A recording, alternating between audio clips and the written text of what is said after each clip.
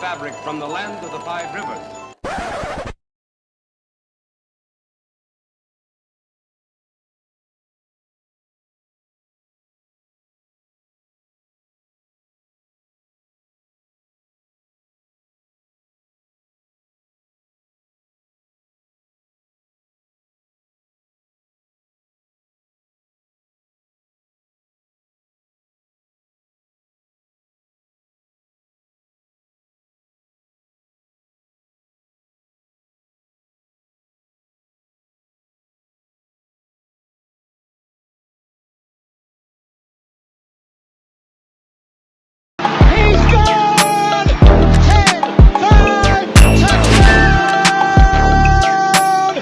Raiders! 2 years ago, when we came to Los Angeles, I really believed that the greatness of the Raiders would be in its future.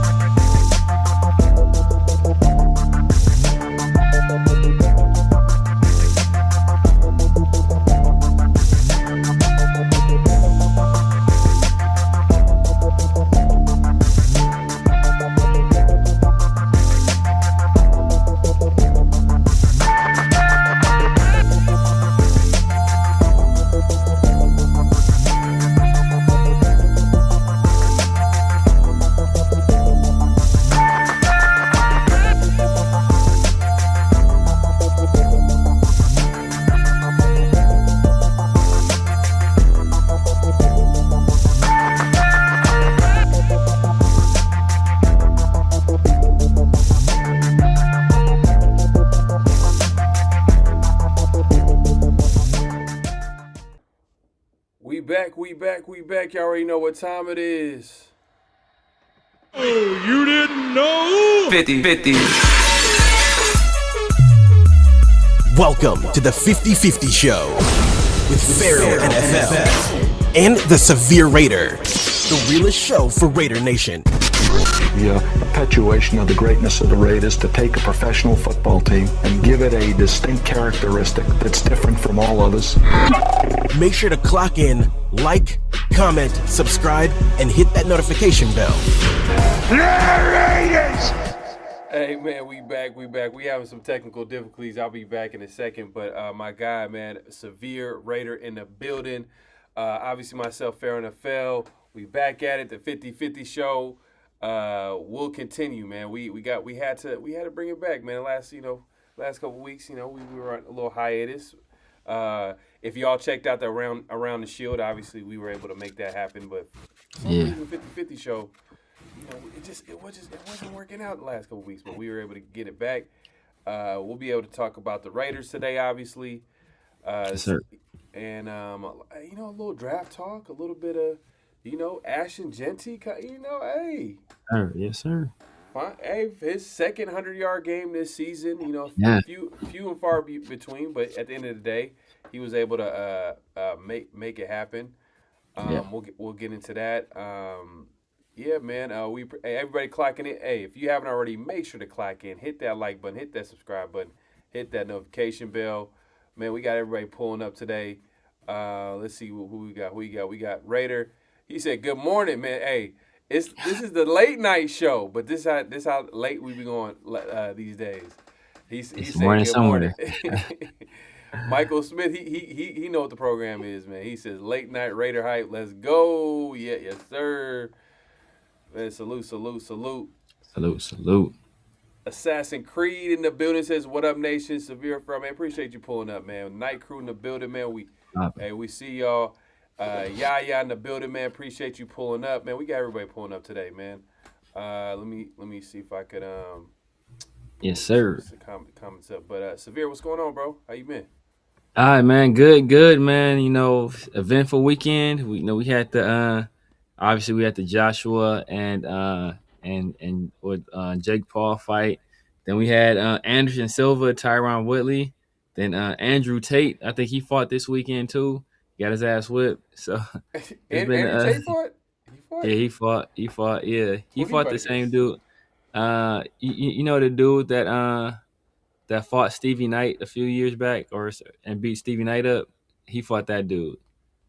Oh, man, I forget his name. It's like something more. I forget his name. But yeah, I gotta look into that, man. I gotta look yeah, into that for sure. yeah. I mean, he put tips on Andrew Tate. He put tips on Andrew Tate.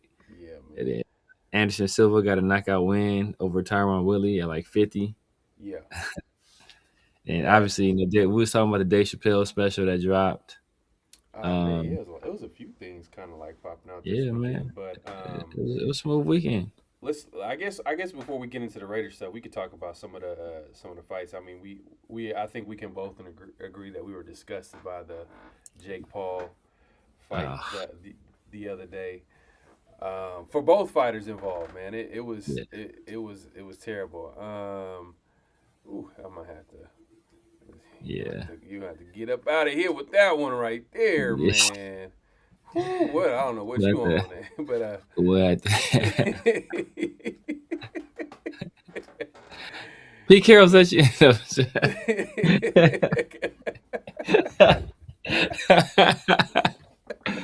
Oh man. I had to put my damn microphone out. Oh man. But yeah, man, it was disgusting. Yeah. I mean, I don't know if it was that bad of a fight by design. 'Cause part of me feels that Joshua was carrying him, you know, just to get a few rounds in, get people some make the event last a little bit longer, and then once he really stepped on the gas in like the fifth, you can see him really start to hurt Paul, and then obviously he closed the show in the sixth with that devastating. Man, I was listening to a doctor talk about that punch and like how he broke his jaw. And dude ain't gonna be the same for a minute. He's just gonna take him like 6 to 9 months just to get like 90% of his jaw functionality back after the way he broke his jaw. Damn, Yeah. that serious like that? Like you can't recover from an injury like that? Nah, because I guess because when you break your jaw, it cracks the teeth, so it cracks the root of the teeth. So those teeth got to come out. And then they're gonna have to put implants in, but it's gonna have to wait for the swelling to come down in the area as the bone heals in those spots for them to even put the implants in. Then that's gonna take a while in and of itself.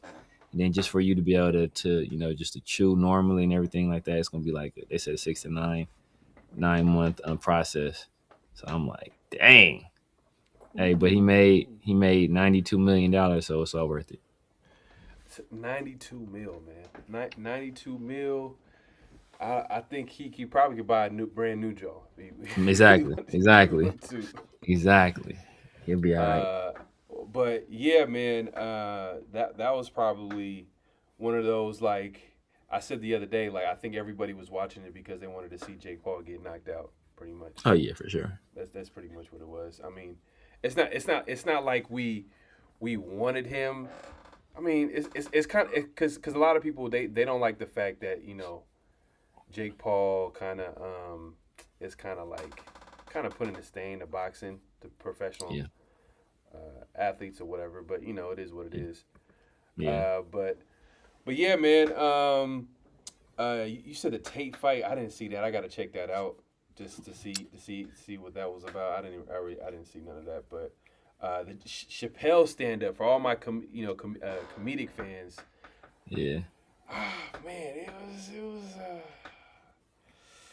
man, it was aight. It was aight. That's as best I'm gonna give it, man. I didn't really like it too much. I mean, as far as like, I didn't have any like ha ha ha like memorable like moments watching it and just laughing. But you know, to each his own. Everybody, it's all subjective in the day. So I'm sure someone seen that for the first time is probably gonna be like dying laughing. I just seen so much Dave Chappelle where I'm like, the standard is like through the roof. But you know, it is what it is. Did you like the stand up? Yeah, it was cool. I mean, kind of like you said, I'm gonna have to watch it again. Because the only part I remember, like, you know, 'cause every day Chappelle stand up, you got those moments, those quotables that you can remember. And I was telling you, like, the only one I could really remember is the what he was talking about, like Martin Luther King. He's like, smash that like button, like and subscribe. All right, and look, so you know, because you know, Chappelle, he's been coming out with a special since he's probably signed on with Netflix. It was funny too, because you're talking about like things that you like quotables that you remember. There was that joke. Remember, he was talking to his dad, and he wanted to. He's like, he wanted to get some tickets to something or buy something. Yeah. Oh yeah, he had to get the change out. His dad said, "No, we ain't got the money." He's all like, "We ain't got money. $10. We ain't got." He's like, "We broke." He's like, "No, we're not broke. We're poor." Man, the way he said it with like the delivery, oh man, I was dying at that one for a cool. Oh no, yeah. He's like, we ain't got $3. How are we alive, Dad? how are we alive? We ain't got $3. Man, that was hilarious. How are we alive? But it made it so funny because that's something a kid would say. You know, something a kid would say and also think, and it was just hilarious. But it's true though, like, bro, if you ain't got $3, bro, like, your budget is that tight where you can't spare $3. Or I remember how much it was. It was something crazy for this to go to the dance. That's wild. But yeah, but like this one wasn't as memorable as some of his other Netflix ones. But like I said, I gotta go back and watch it. I know you're talking about Stevie Wonder on stage looking like that Falcon, looking like the Hawk. That was funny.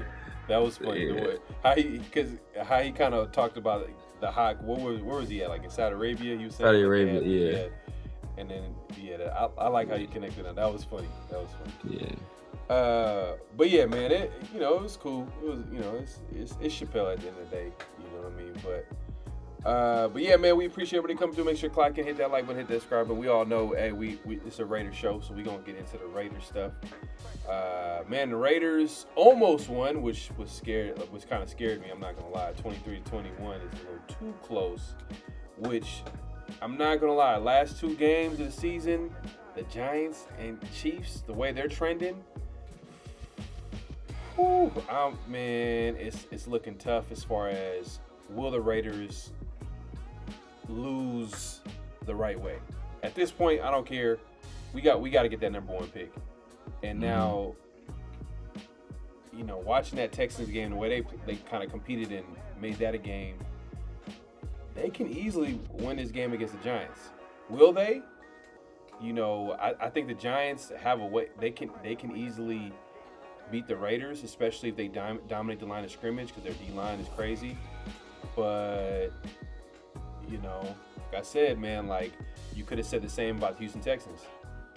Yeah. Coming out and dominate them, and they look at the way they competed and almost made that a game. If it wasn't probably the difference in the game was the Geno Smith pick six. Yeah.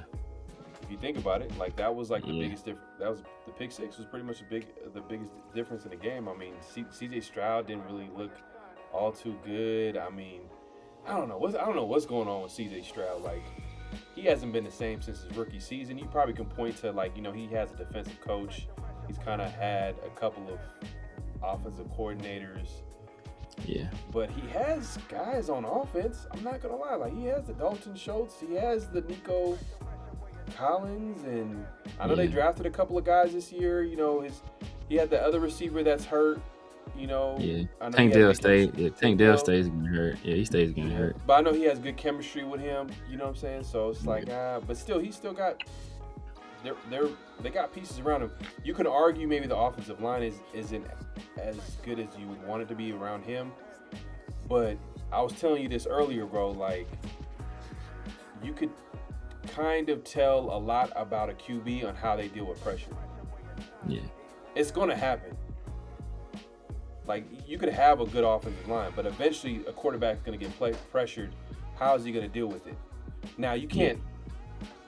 Obviously, you want him to win some of those battles, but you can't live off that. You can't live off a quarterback getting pressured constantly. Yeah, facts. Jacksonville in the AFC in the Super Bowl. Ooh, man, they're the hottest team right now. You could probably argue they're the hottest team in the NFL. Man, but, I wouldn't be mad at that. You know, Jacoby in the Super Bowl. I wouldn't be mad at that for him. Oh man, that would be like, people won't forget about it too, especially if he plays big in the playoffs and exactly. Big stage. Everybody's like, look, the Raiders made another mistake. They let another good player, get away or whatever the case may be. But But you know what though, the NFL, and I said this to you before, man, the NFL is trash right now. This whole year is just ugly. Like, it's just a weird year. Bro, it's just so many bad teams. It's like teams that are inconsistent. They still find a way to get to 12-3. Facts. You know what I mean? Like Denver Broncos, like we said the other except for the Chiefs. Oh, the Chiefs, yeah. The Chiefs. Yeah. The Chiefs. But it sucks though, because they're going to get a top 10 pick. Yeah, it is true.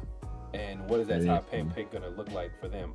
Is that going to be another weapon for Mahomes? Is that going to be Caleb Downs? I don't want to see none of that. Look, Jordan Tyson, your boy, wasn't it Denzel Boston? Oh hell. Denzel Boston. No. Jordan Tyson or dude from Cornell Tate. Cornell Tate, yeah. Yeah, that could happen. Or top two guys right now, but. Or it could be your other Chris Brazil. Nah. He fits that mold too. Big deep threat, and he's got some height on him too. I'm hoping they drop in the second round. Most likely they not. I mean, maybe Brazil might be in the second round, but Boston I feel like is a little bit more polished. Yeah. But damn, Brazil, his talent is. Oh my God, he's crazy. Yeah, it's crazy, bro. And I know he played for Tennessee. I know everyone's gonna be like Dante Thornton, but completely. He's way better than Thornton, bro. It's completely different players. Like when you watch him, it's like, oh man, this dude is attacking the ball in the air, along with having the speed and how he come in and out of his breaks. You know what I'm saying? Like it looks completely different. But yeah, From a guy that we thought was a 6th round, 5th round prospect that maybe you could possibly develop him into a deep threat. You're talking about a guy that we're talking about can possibly be a number 1 receiver. It's a big difference. We were never saying Dante Thornton was going to be a number 1 receiver. I know a lot of people were hyping up his measurables and saying that he's going to be the next Calvin Johnson because only 3 players at that size had it. That measurables it's interesting, but we're going to be realistic, though, at the end of the day. But going back to the game, though, against the Texans, rookie class kind of showed up. Yeah. From Ashton Genty, starting off with him, he had a big game. Respect to him, he was able to he flashed in the pass game, 60-yard receiving touchdown, and then you got that 50-yard run. But it wasn't just that. He was just, and I like that they stayed with it. I like that they stayed with it, but part of them staying with the run game though was because the game was close. Exactly. And I think that's also another aspect. But that's not just that though. It was effective.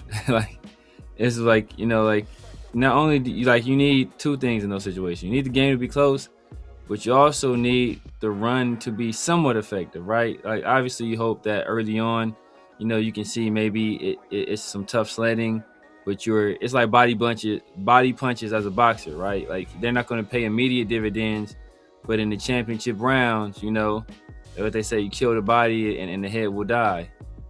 So you're hoping it kind of takes that effect where you kind of take the will out of the opponent, but you still have to be effective in getting first downs, because if you're not, then you never get to those late rounds, right? So if you're not landing those body blows, or those body blows aren't being effective, then you don't get to those late rounds because you're probably getting stopped. So it's the same thing with the run game, where you want to run, and you want to have that consistency, but you have to be making some headway, and we just haven't. First of all, we've been getting our teeth kicked in most games this year, but when we have tried to run, it's been ineffective. Outside of like 2.5 games, you want to say, if you want to count the Colts game, I think it was off to a good start in that game. No, especially early on, like of the season, it was like terrible. Like it was bad. Yeah. Like it was bad for long stretches. Like for the majority of the season, like it was almost like, why are we running the ball? But that being said, the reason why I said that, the game was close and they were able to still stick with the run. I mean, Genty did have a run for like 21 yards, but it got called back in the first half. At one point, he had like 11. I think he had 15 carries for like 30-something yards. Yeah. You know what I mean? And this is in the first half. Yeah. The first half. So the second half, he finished with 24. So that means the second half he had 9 carries. Do the math, like for almost 100, over 90 yards. 90 yards. Yeah, something like that. So what I'm saying is that, like, you can argue that the run game, they could easily went away from it because it wasn't as efficient as you would want to be, but they stuck with it because they had like 15 carries for 30-some yards, 40-some yards. That's what, measly 3 yards a carry. Yeah, around there. 2 to 3 yards a carry. But then they're able to stick with it. He finished with 24 carries. 128 yards. Obviously, man, like he balled out that game. But I think that's going to be the recipe for the next guy that comes up. Hopefully, Raiders make a head coaching change. Obviously, they're going to probably get a new offensive system coming in. You know what I mean? I'm wording it that way because I'm also. I don't want this to happen. I don't think Pete should come back, but if he does, if there is a weird, whatever reason, no matter what, there's going to be a new offensive coordinator. Greg Olsen should go back to his, position as a QB coach. If Pete stays, I don't think he should be the offensive coordinator. Even though he's doing some good things, I don't think he should be the offensive coordinator. He's just too inconsistent. There are moments where he does good things, but there's moments where I'm like, come on, man, like. And part of it is Raider PTSD because I've seen what he did in the past as an OC with obviously this is his third go around. If you want to count like him as an interim OC when Gruden went out. Well, actually he was the OC, but we all know that Gruden was the play caller. Yeah. At the time. So yeah, man.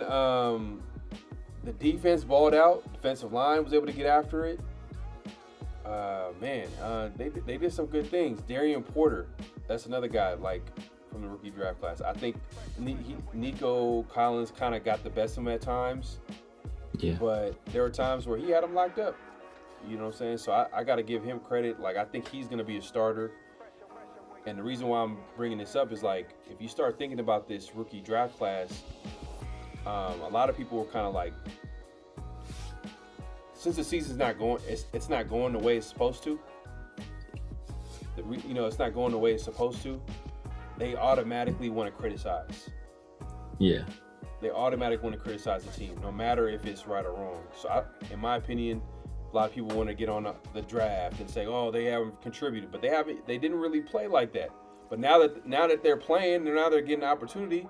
Now you're seeing like them flash a little bit. Tonka Hemingway flashed. Darian Porter flashed. The guard, we got the guard. Caleb Rogers. Is he going to be competing for a starting spot next year? It should be. You drafted him in the third round. Yeah. Parham is a free agent. he's flashing enough where you think, hey, at the end of the day, like, they're not going to be able to address every need. Even though I think, man, the biggest, if they're able to get that center from the Ravens, bro, that's going to bring that's going to bring everything together. That would be crazy. And then, like, in the second round, they could really, they can go a lot of different directions. I know a lot of people probably, if we go quarterback in the first round, a lot of people can be like, hey, we need to go add talent to that defense. But I'm like, hey, we could add talent to that defense, or we could add someone in the trenches, or, I'm like, if you draft Mendoza, you draft, Moore, you got to give him a big target on the outside. Yeah. No, facts. Because we don't have that. We don't have like a guy that could attack the ball in the air on the outside. Tucker's not that. Dante Thornton is not that. Besh. Not really. He's not really that either. I don't know. He's not attack the ball in the guy air either, in my opinion. We really don't have that. I mean, the jury's still out on the draft class.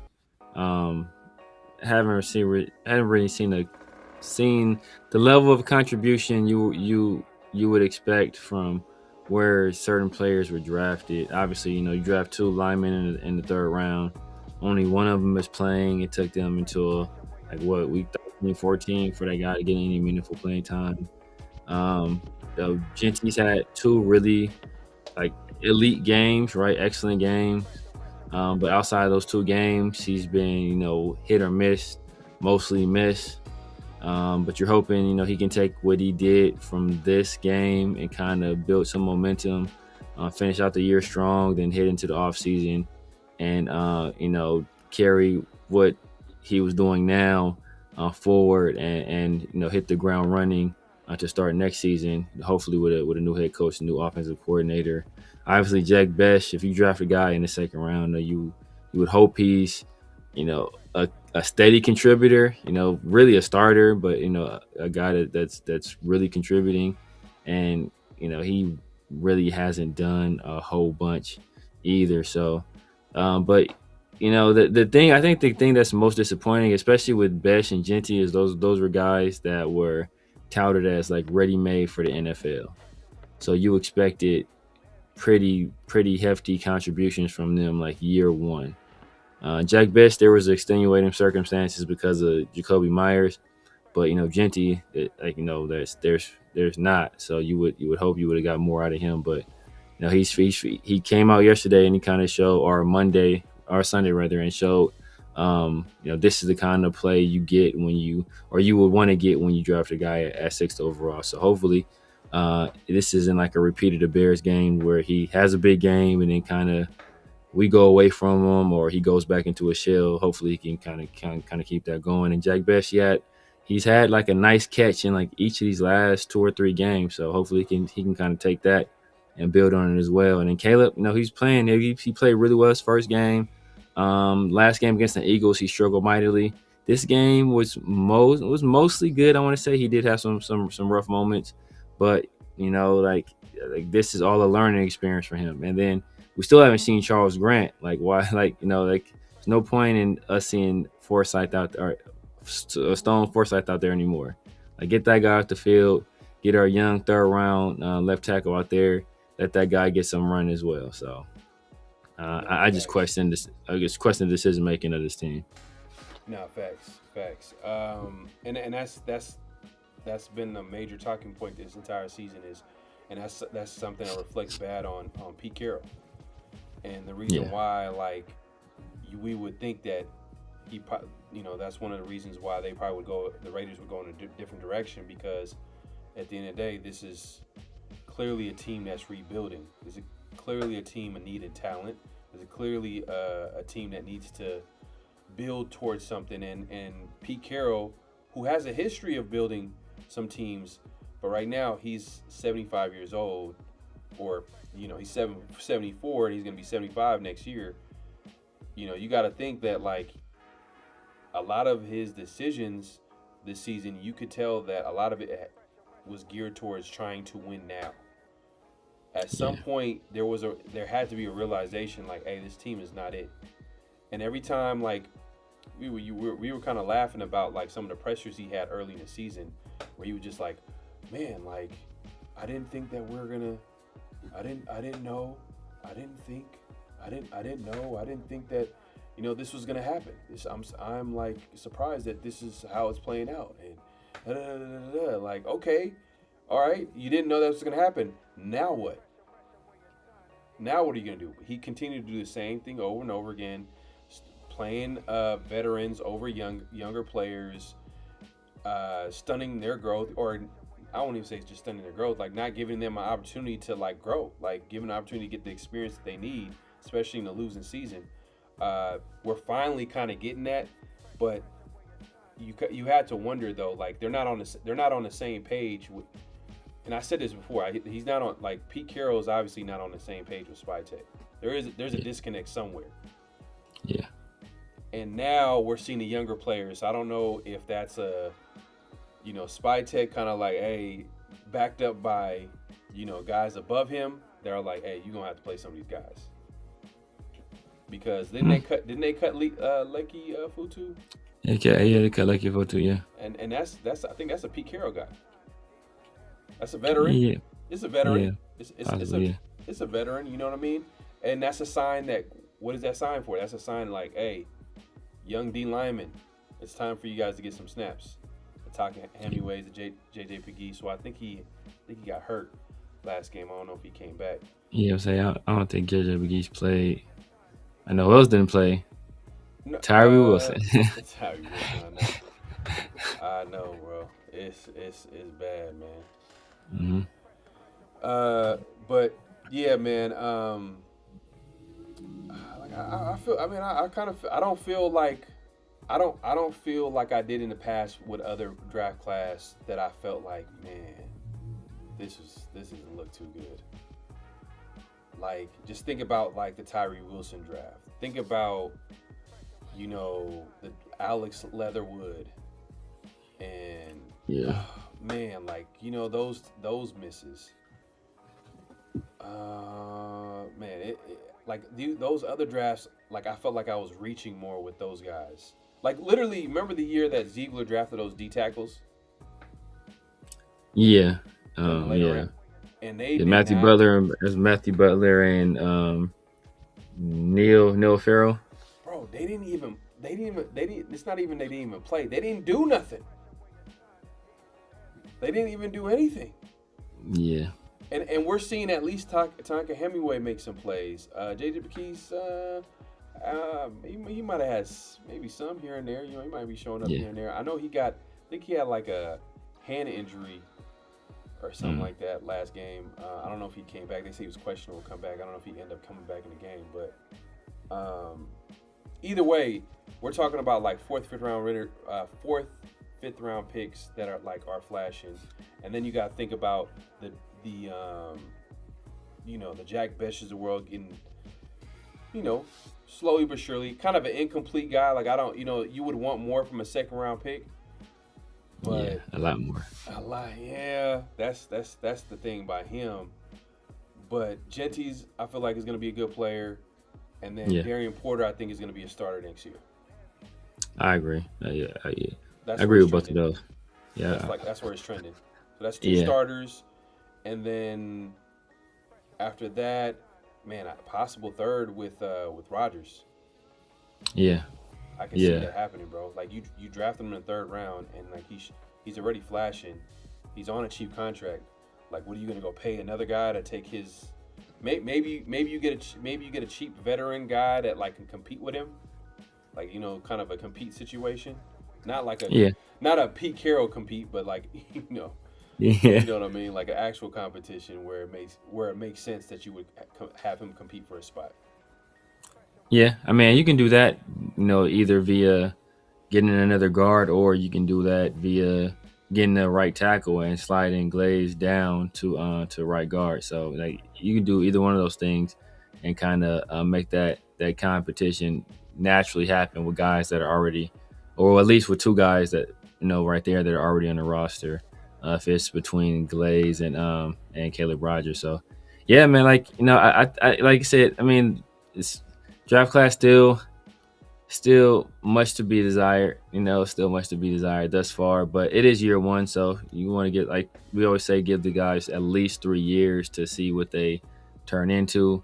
So the jury's still out. I'm just, more than anything, I'm happy to see these guys on the field actually playing, learning on the job, and we see as they're playing more, they're starting to make those improvements and get adjusted and acclimated to life in NFL and NFL level competition. And I think that's the biggest thing for all of those guys. So especially Jack and Darian Porter. Darian Porter more than anybody, who didn't really have a lot of time at the corner position in college. So it was really imperative for him to get as much time on the field and as much development as possible.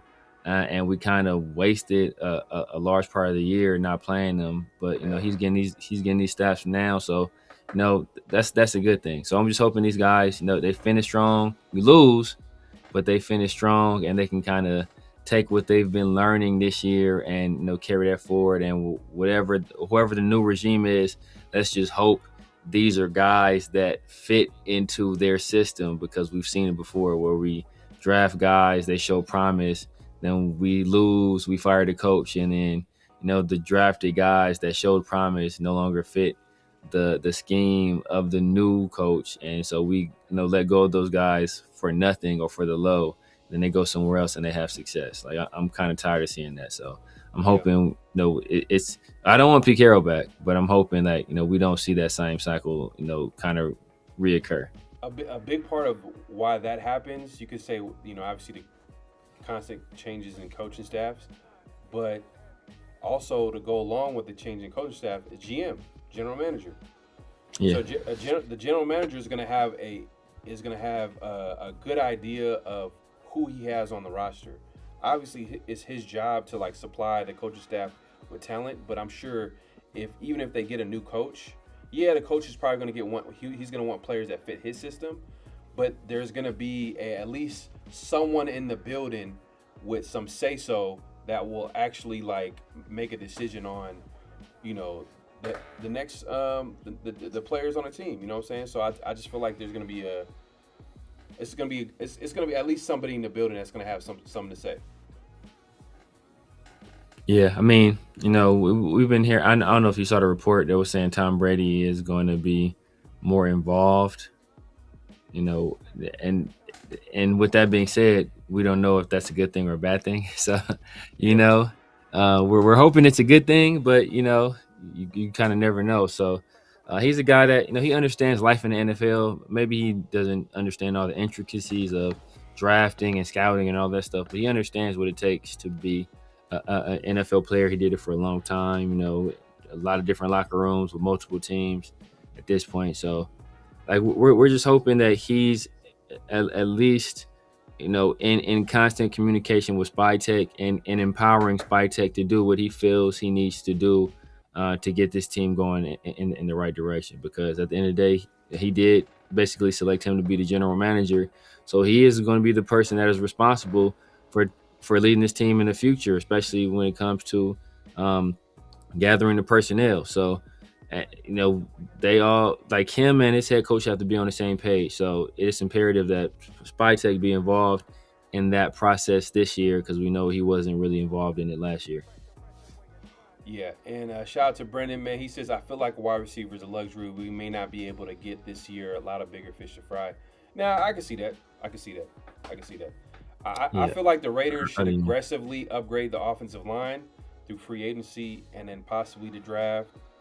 Or maybe just aggressively through free agency and then use the draft to add talent in other spots, especially the defense. And the defense needs some talent, not gonna lie. This team, the entire team needs talent. Yeah. The entire team. We don't have we literally don't have a starting X receiver. I don't think we have that on the roster. We don't have a big receiver that we can throw the ball on the outside and go up and get it. We don't have that on the roster. And you look at a Mendoza, who a lot of fans want, he likes throwing to those guys. He likes throwing that back shoulder. He likes throwing those 50-50 balls. So he needs to have a guy that can get those 50-50 catches, you know. So that's why I'm throwing it out there. But yeah, I'm with you, bro. I'm not gonna be mad at if we get somebody on the offensive line, someone in the trenches, defensive line, especially if we go quarterback early.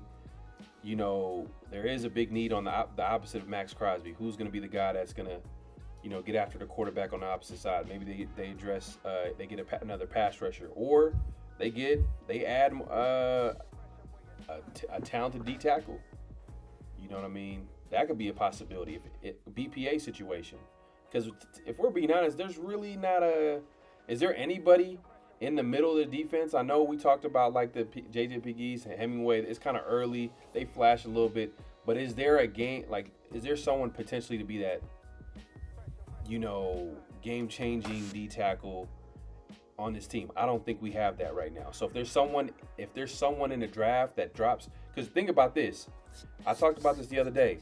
The value of getting the number one pick is, guess what? We're going to have the number one pick in the second round. We're going to have the number one pick in the third round. We're going to have the number one pick.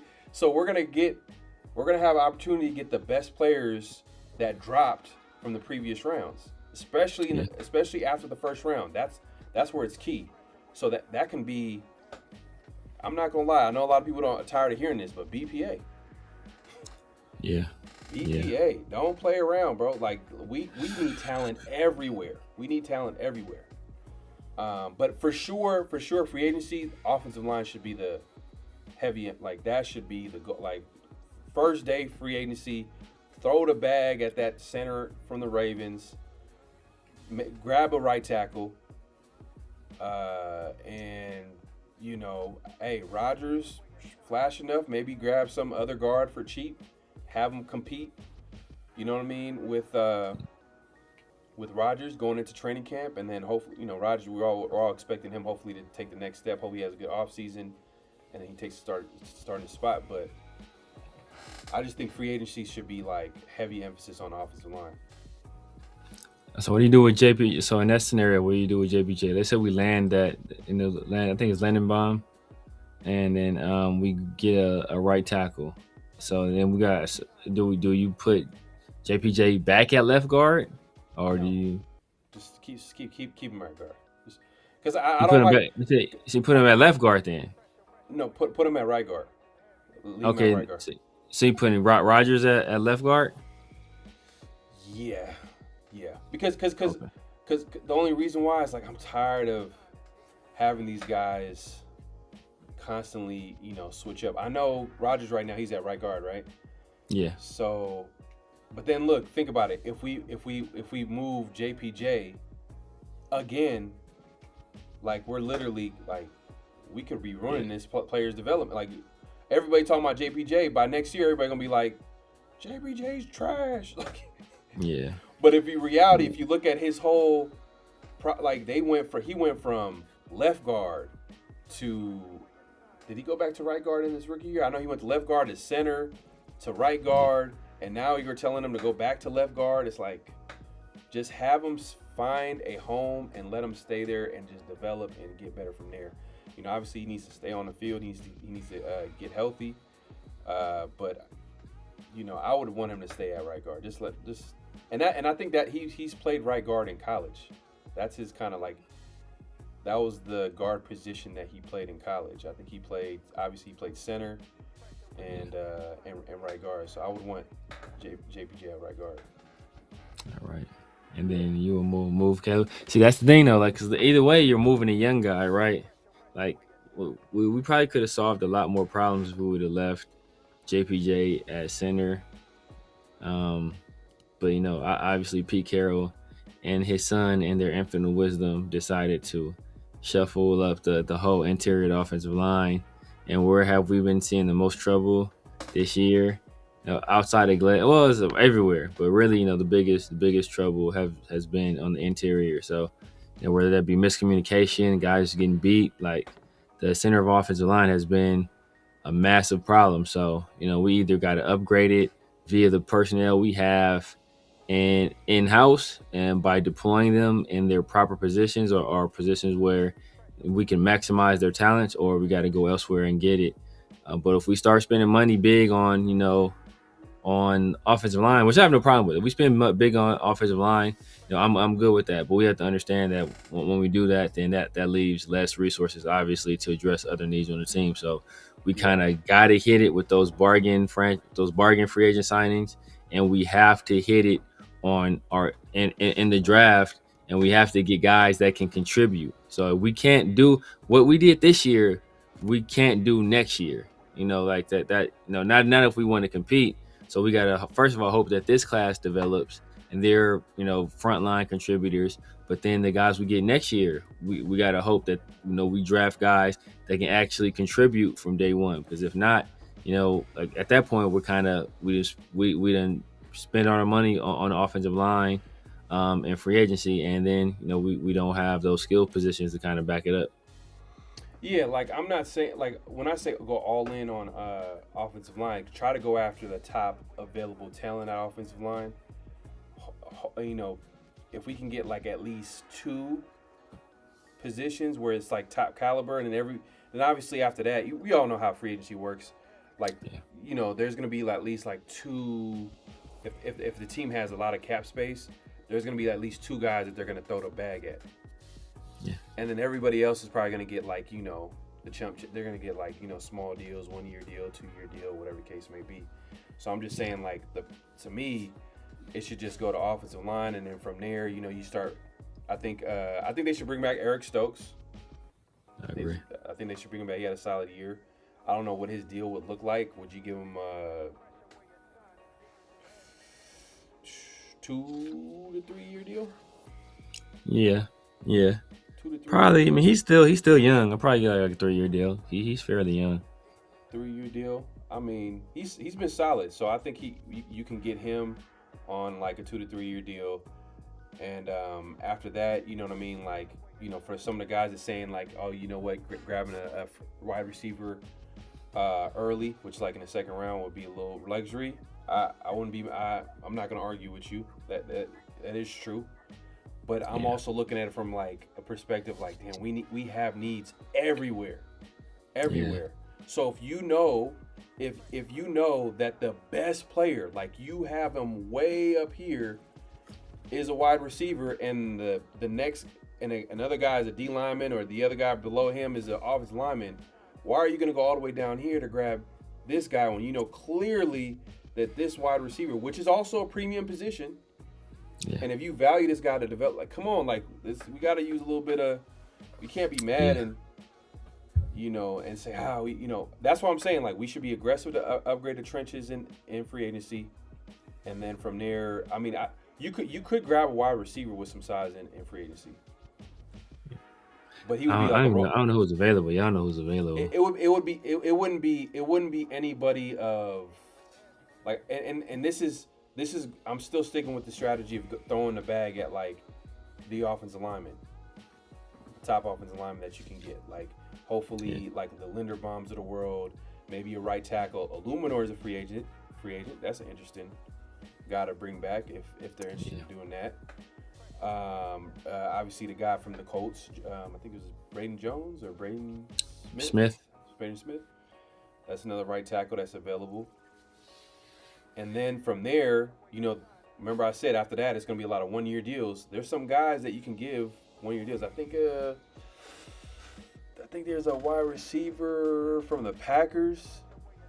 He got some size, like 24-year-old receiver. Dontavian Wicks? Yeah. Just saying. Not like a game breaker, not a number 1 receiver, but he's just going to play. He's going to 1 year. 1-year rental,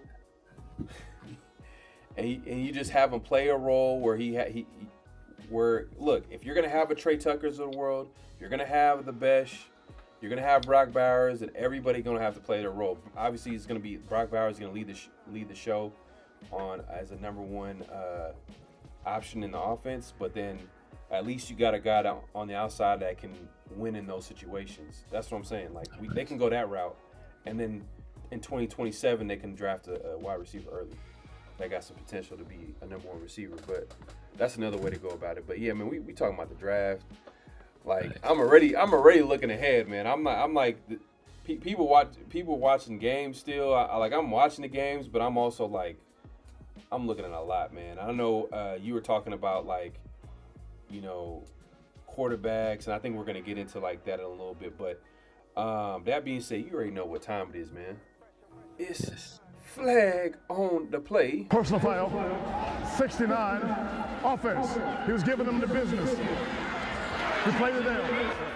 Man, so hey, look, real quick, Reese Rock says I give credit to Olsen for calling. He did call a solid game, but Yeah. I'm cool. I don't want Greg Olsen as an OC. Sorry, I like him as a QB coach though. QB coach, he could be cool.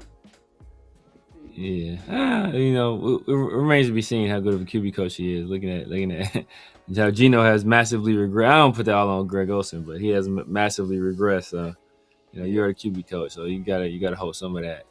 But yeah, I'm cool too. I think he called a good enough game. You know, I think obviously Genty had 2 big plays. One of them was a good play design, good call, good scheme. You know, the other one, it went from being, you know, a regular run to like, you know, a huge gain, and that was really that was off the strength of Genty. You know, he his path was blocked off. He was able to find the outlet. He got some solid blocking, and then he was able to break a tackle and do the rest himself. So I wouldn't necessarily ascribe that to Olsen. So you know, it kind of remains to be seen. But definitely need to upgrade at both OC and HC. No, for sure. But yeah, this week, man, we got flags on the play as usual. There's always going to be some flags, some issues we have that happen around the league, any sport or anything like that. But I think this week we got some football related stuff, NFL related stuff. What we got? What's the first flag on the play this week, Samir? Yeah, man, DK Metcalf, man. Everybody knows about the fan altercation he had. If you haven't seen it, you know, it's crazy. But, you know, the worst part of that is I think he was suspended by the league for 2 games. But due to that suspension and that altercation with the fan, it voided guaranteed money in his contract. So he was owed a guaranteed $40 million, I think, over the next 2 years. Those guarantees are now voided, so he has to play that thing out. So if he messes around and gets hurt or gets cut or does, you know, something else, that money is gone. Poof, vanish, finito. So major flag, costing yourself $40 million. Yeah, man, that was pretty bad. The whole situation was bad. I'm sure whoever, the reason why he did it, you know, dude said something really disrespectful. Like I'm not gonna act like he just walked up on somebody and just did that for no reason. Exactly. But at the end of the day, like, come on, man, like, you're a professional, and like, come on, people gonna say something crazy. There's too much on the line for you to go about doing it. You know, I understand people gonna say something crazy, but like, they're gonna do it every game. You know, every game. So you can't. It's just not something that you could do. But I didn't know until you said it, told me about it, that $40 million is voided out of his deal. Well, his guarantees are voided. Guarantees are voided, yeah. So there's still a chance for him to get that money, but he would have to like basically be on his best behavior. Like he can't come late to practice. He can't miss a day. That's terrible, man. Terrible. Yeah, he's at the mercy of the Steelers now. So yeah, it's rough place to be. Yeah, definitely, man. Definitely flag on a play on DK, man. I'm not, and it's not because it's tough because I already know whoever it was. They said something out of pocket. Come on, like. Oh yeah.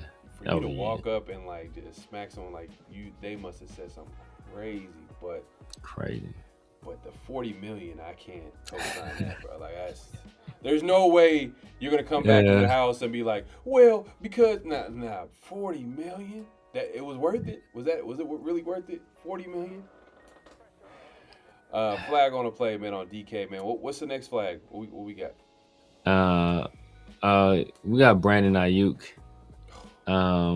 That's Brandon Ayuk. Brandon Ayuk might be one of the all time. He's getting close to the all time flag, man. I ain't gonna lie. Yeah. I think he filmed himself driving by Levi. That's a Levi Stadium, right? Going 90 miles an hour. So not only are you putting out self-incriminating evidence against you, but you basically threw this entire season away, for nothing. I did hear that the Niners, or maybe not the Niners. There's a team that was reaching out to the Niners about possibly bringing Ayuk on for next year. So I don't know how that'll go, but the way he's handled this entire situation, he's cost himself a whole bunch of money, damaged his reputation, and so he's going to have to. They say it takes a long time to build up your reputation, and you can destroy it all with one act, and that's kind of where Brandon Ayuk is right now. Yeah. Reese says the guy is known, just going back to the DK situation, he says the guy is known DK heckler from Seattle. People are crazy and pay for expensive tickets just to heckle someone, a trash of a person. Yeah. That's Still weird. though, man, DK gotta. I feel him, man. Like look, I don't hold no punches, bro. Somebody, but like, man, you gotta, you gotta cross the line, putting your hands on somebody like that crosses the line, man. Yeah. No, 100%, man. Salute to everybody pulling up. Make sure to clock in, hit that like button, hit that subscribe button, hit that notification bell. Rate Ryan in the building, man. Appreciate you pulling up. But yeah, man. The Brandon Ayuk situation is he's up there. He's. I think Antonio. What'd you say, Antonio Brown? It's all-time flag. Yeah. Travis Hunter. Oh, disgusting. Travis Hunter is pretty disgusting. Brandon Ayuk is. We gotta have. We gotta have because the New Year's is almost here. You know what I mean? I think pretty much like next week. Flag of the year. Yeah, like biggest flag of the year. Oh, bro, Travis Hunter, bro. It's not even. Brandon Ayuk is Brandon Ayuk is crazy too, though. But look, Brandon Ayuk can, he can low key make amends, probably come back to the NFL, and he was still gonna have lost out whatever money he lost this year and whatever money he would have been able to gain in this time as he rebuilds his reputation. But Travis Hunter got 18 years, bro. He got 18-year sentence. 18 years. At least. Bro, so man. And look, we talking about the money that Ayuk is losing. Bro, no paperwork. You didn't sign no paperwork, bro? Yeah. Oh, man. Oh, Trav. Yeah, Hunter. Trav. I'm trying to think who else is who's on there. AB got to be up there too. AB is just an all-time. He's an all-time. Yeah, he's flag on the play. Well, actually, didn't AB kind of get arrested this year? He got jammed up. He was back on Twitter posting the other day, unless somebody's running his account. But yeah, I think people running his account. I feel like he might have sold his account, but I don't know. AB may not. Yeah, he may not be able to read. To be honest with you. I'm trying to think. Oh, you know what? I'm putting. You know what? This is, even though we didn't really talk about him as a big flag on a play, but we talked about it kind of like after the fact, especially last couple weeks. We've been on hiatus with the 50-50 show, but we brought it up on ATS. But the former head coach of the Michigan Wolverines, man. Man. He gotta be. Yo. He is. I think he might be in the running to one of the biggest flag of the year, without even being a flag on the play during one of our shows. Exactly. Yeah. Yeah, because it fell during this time. Yeah. So yeah. Oh yeah. That's a good one right there. The details like I read up on the details of the whole situation. Like he had a full wild, mental breakdown. Oh yeah, it's wild. It's wild. Man, but yeah, man, I ain't want to get into all the little details, but he just went crazy. He just went crazy. Yeah, man. But yeah, man, I think that wraps up Flag on the Play this week, man. If you guys have any flags, obviously hit us up on social media. You can hit up the Severe Raider on IG or on Twitter, or obviously myself, PharoahNFL on IG or Twitter, or Around the Shield as well. Around the Shield on IG or Twitter, and just hit us up with anything that you feel like is a flag on the play. I think next week, well, you know what? Let's do next week. Next week we'll look back on some of the biggest flags of the year, and we'll try to gather up a list. Like who, I know like Travis Hunter is like he was on multiple times. Oh my god. Devontae too. Yeah. Well, Devontae was last year though. Technically. Well, technically, I think was it last year? It was not this calendar year. But he was you know what he was throwing shots. He's throwing shots. Yeah. Yeah, he's throwing shots. Yeah. Devontae, yeah, he's throwing shots. Oh yeah. Oh, Bill Belichick, his grill. That's a good one, Reese. That is a good one. Man, but we not done yet, man. If you haven't already, make sure to clock in, hit that like button, hit that subscribe button, hit that notification bell. We're going live on both our channels, so obviously if you haven't your first time watching us, definitely subscribe to both. Definitely clock in, as we like to say. Hit that like button, hit the subscribe button, hit the notification bell, and hit the hype button too. Anybody watching the replay, I believe the hype button will be available. Just check down below the video and you'll see it there. Hype it. It really helps us out. What did Trav Hunter do? He just went into poor life choices. Poor life choices. Yeah.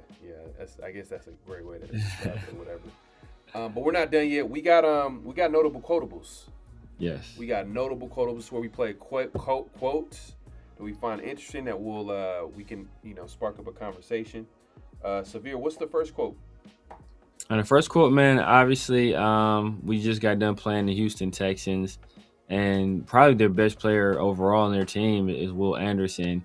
And after the game, he had some very nice things to say about our rookie first round pick, Ashton Jeanty. All right, let's see what and the head coach too. I think the head coach was able to say some good things about him too. Like one of the things he said was he was as advertised. Damn, I'm looking at the $40 million. That's crazy.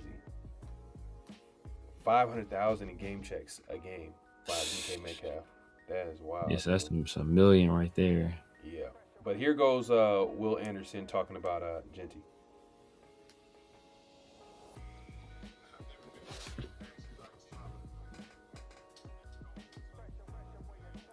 Turn it up.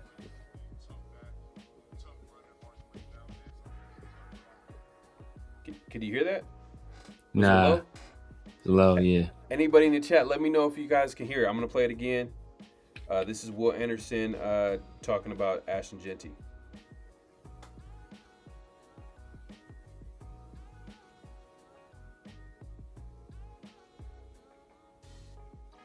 Oh, man. I say nothing that time. It's nothing now. Man, it's loud on man. Did anybody hear the clip from Will Anderson talking about Ashton Jeanty? I'm sure people heard it before, but I'm just saying, did you hear it when I played it a few seconds ago? Let's see. That's weird.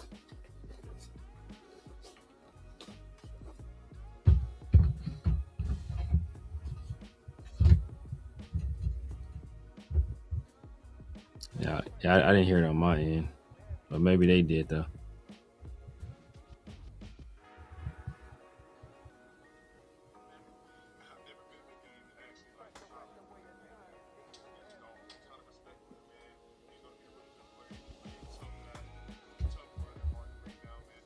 All right, no worries, man. I think I know what it is, but pretty much notable quotable is about Will Anderson, pretty much complimenting Ashton Genty, and he Yeah. was like, man, I've never stopped in a game and was like, man, this guy's a dog.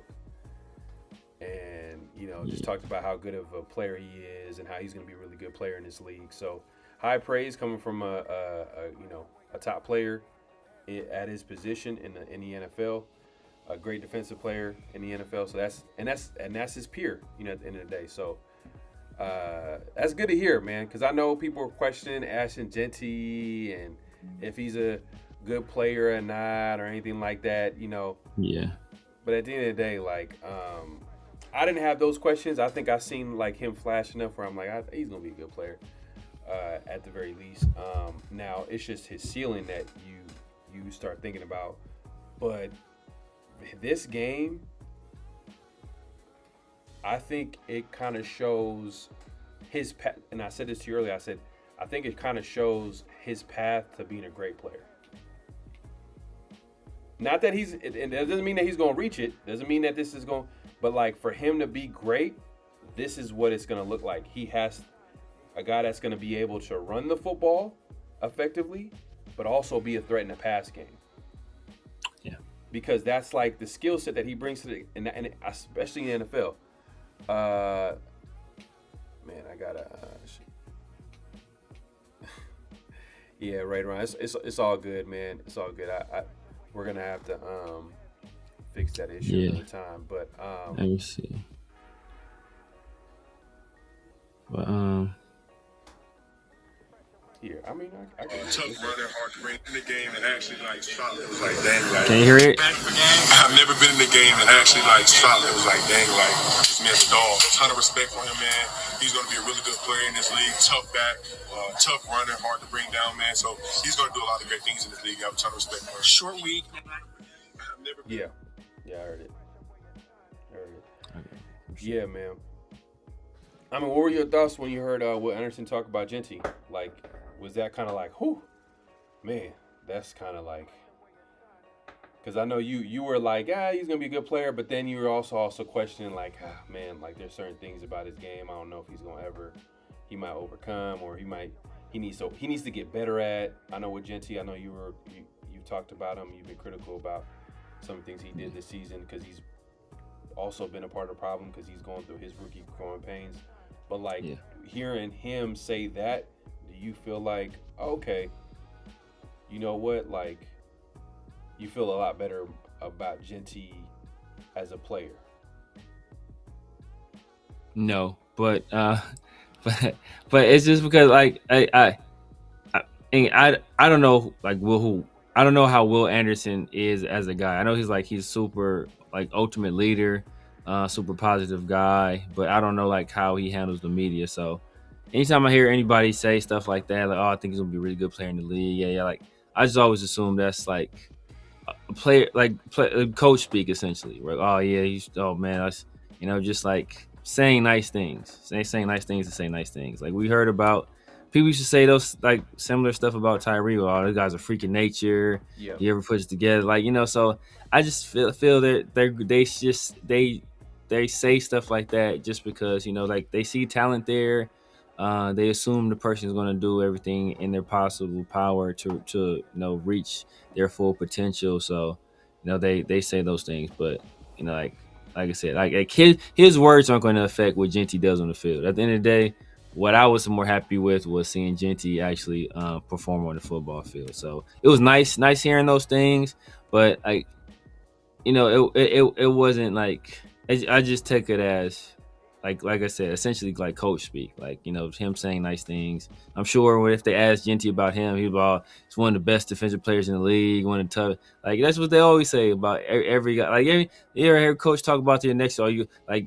You're about to play the Raiders. What do you think of the Raiders? Oh man, we're a really well coached team, and I know they're having a down year, but we all expect them to come out there and play their hardest. And they got some great guys over there, and that's just part of the media, training that these guys go through. So, right. It's nice to hear those. It's nice to hear those things, but like I take all of it with a grain of salt. Yeah, no, I hear you on that, but I also think that like players are not going to say things that they don't want to say. They're not gonna call a player that's trash great. They're gonna use their words wisely. Like for Yeah. example, for example, one of your favorite players on the team is Ashton Genty, right? Not Ashton Genty, but Tyree Wilson. And with him, you can obviously see that like he's not that good of a player. But if an opposing player is talking about Tyree Wilson, he's like, oh man, Tyree Wilson, I think that he's gotten better, and I think you can see how like they're trying to remain as positive as possible, but they're not gonna go all the way left field with it. So sometimes you got to read between the lines and be like, okay, Yeah. there's certain players, they're going to be way more open to saying that they're a good player because they actually believe that they're a good player. Yeah. Now, if you're talking about how good and how great or whatever, yeah. You could probably say that they're probably not going to. You're going to have to look at it from the grand scheme of things. Like if you're hearing it consistently from his peers, then there might be something. There might be something there because they're constantly kind of praising him, constantly talking about how good he is and what they, we've seen it happen before. We see what Max Crosby, we know what it is, but guys like, like Tyree, they're gonna be very selective of their words. They're not gonna go and call him like, oh yeah, that's Tyree's one of the best players at his position. No, they're not gonna say that. They're not even gonna say he's a really good player. They're not even gonna say he's a good player. They're gonna say, oh man, Tyree. He's a guy that he's really solid, like, and he's really good against the run. Like they're gonna find ways to compliment him, like his strengths and stuff like that, and they'll just keep it at that. I noticed that. Like I noticed players, they don't want to lie like that. They don't want to lie like that. Yeah, but at the same time, you also think about as a competitor. The guy just had a good game against them, so like it's gonna be like. He's mid. Like, well, this mid guy just did that to y'all. Like, what does that make y'all? So, like, it's always gonna be an element of okay, because like if you want to get into like a semantics thing, like, what did he say? He's really tough to bring down. He's a tough physical. He didn't say anything like, man, that guy is fast as hell, or he's so quick. We can like, he's a real tough runner. He's tough to bring down, tough to tackle. It wasn't like, oh my God, his speed and his athleticism was this and that. So like that's what I said. I don't want to get into a semantics thing because I just think it was one of those things like, oh man, I think it's gonna be like that's what they always say about young guys. Oh man, I think once he puts everything together, he's gonna be a great player in this league. Like that, you always say, oh, he's gonna be a really good player for a long time. Oh, I think he's gonna do great things. Like we always hear people say that about rookies, and they're gonna say that until they don't, and then when they don't, then they're never gonna be spoken about again. Like Tyree Wilson. Okay, and how did you feel about the game? Did the game performance change your opinion about Ashton Genty and what his potential could be, or do you feel like he's still good player? No, that's what I'm missing. I think he's a good player, and I mean, I think his ceiling is good player. I think he had a really good game, but we've seen other players have really great games, right? Yeah. So like I don't want to take anything away from him because he had a really good game, but like that doesn't change. Like we won't like that's what people do. Like he will play ass for 15 out of the 17 game or whatever, and then he'll play one great game, and that's his defining game. Like none of the other performances where he missed holes or he ran the wrong way or he didn't block or he didn't know the play, so he didn't get out on his right. Like none of the other stuff matters, but this one game matters, and that's who he is. Like no, it's not. You have to look at things collectively. You have to take things in proper context, right? You have to look into he's had 2 offensive coordinators and his offensive line isn't great, and so you have to take all that stuff into account. But you also have to look at what he's done himself and who he is as a player. And what I've seen from him as a player, and what I've seen from him athletically, in terms of his vision, all you have to take all that stuff into context. And when I take all that stuff holistically, I come to the same conclusion. Yeah, I mean, I get you. It's only one game, but I like I said, because last week, we were talking about like, can we good, and obviously the conversation last week was like, you could be a good player. But then you also question like, but even then you're starting to question like, man, I don't know. Like, he still needs to prove that he could be a good player. Like, is he, like, because he's still a rookie, still hasn't flashed enough. You know, obviously he's not as productive as you would want to be, especially a guy that you picked at number 6 overall. But like I said, I think I felt like he's flashed enough to say that he's good enough to be a good player. But also, I think that I don't think the door is shut on him being a great player. I don't think the door is shut on him. I think that's where the difference between now. Can that shut for me at some point? I don't think the door is. So I don't want to say the door is shut for me. I don't think he'll ever be more than a good player. I'm not gonna say the door is shut, like where he can't ever be. I just don't think he ever will be. Now you can think he can be, or not think he can be. There's a possibility that he can be. I don't think he will be, but you can think he will be. I just don't think he will be. All right, man. We'll see, man. But we're not done, man. We got another notable, quotable. What we got, man? Yeah, we got we all know Todd McShay. You know, he used to be with ESPN.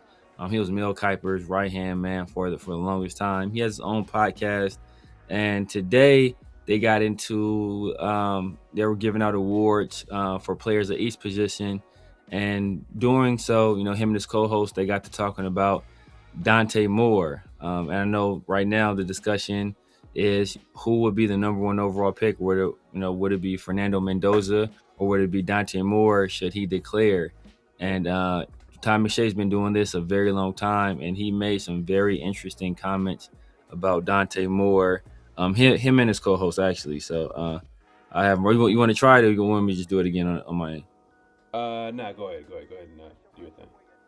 All right, so here we go. It's Todd McShay on Dante Moore. I'll tell you why and tell me if this is crazy. Do it, and I would bring you as my top lieutenant. If someone were to call me tomorrow and say, hey, walk away from the McShay show, come be the general manager, here's the money, here's the setup, here's the guarantees of 5-6 years, all of that. And I had to do it, and I would bring you as my top lieutenant bench. Which is actually true. I would, and it's actually not that far off of reality, which is scary. I would, I've had some weird calls recently. I would, college and NFL.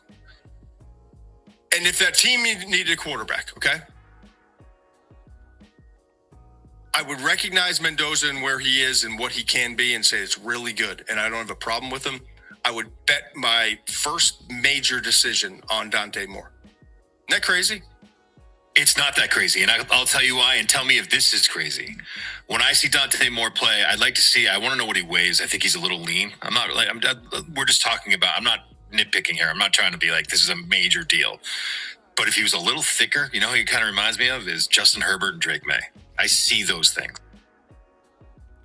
First of all, pause on that comment right there. My guy. Keep this. It's a family show. No, but obviously you hear Tom McShay, say he acknowledges Mendoza. So it's not like he's talking about this in a vacuum, right? He acknowledges Mendoza is there as an option, but he said he would bet his future on Dante Moore on that decision. And I think, that says a lot. And, I've been saying for years now, I just think Dante Moore is just there aren't too many guys that come around like that. And it's taking nothing away from Fernando Mendoza. I think he'll be a good player. I think he'll be a good player for a long time. I think he's very safe as a pick. But if you're going to do something, I'm swinging for the fences. And I think Dante Moore is a swing for the fences type of player. It's just, he's just riskier. He's a little bit more riskier than Mendoza. And then also I got to look at it from a risk reward standpoint. What am I going to get? What's the reward to Dante Moore? All right, time out real quick. Bro, Derek Carter, knock that nonsense off, bro. It's ball talk. If you can't take somebody criticizing a player, you can kick rocks. Like I don't play this little childish like go somewhere with that nonsense, bro. Like I don't got time for it. If you can't take a player criticizing a player on his favorite team, then this ain't the show for you, bro. Sorry. Bye. Go ahead, man. Sorry to interrupt you. No, it's all good, man. You gotta keep it at the end of the day, man. We gotta keep it respectful at the end of the day. So if it got to that point, though, you gotta let people know for sure. But yeah, my thing with Dante Moore is just that he's a little bit more riskier than Mendoza. And you mentioned it by saying that Mendoza is the safer guy. And the biggest issue in the NFL right now, or it's been a while, and this is to Tom Brady's point. I mean, Tom Brady, when he's speaking on this, it's not like he's lying. It's just I don't know what his solution is to it. But you could probably make an argument. The solution is to probably go with a more safer option, a guy that's more ready to play. Now, I'm not.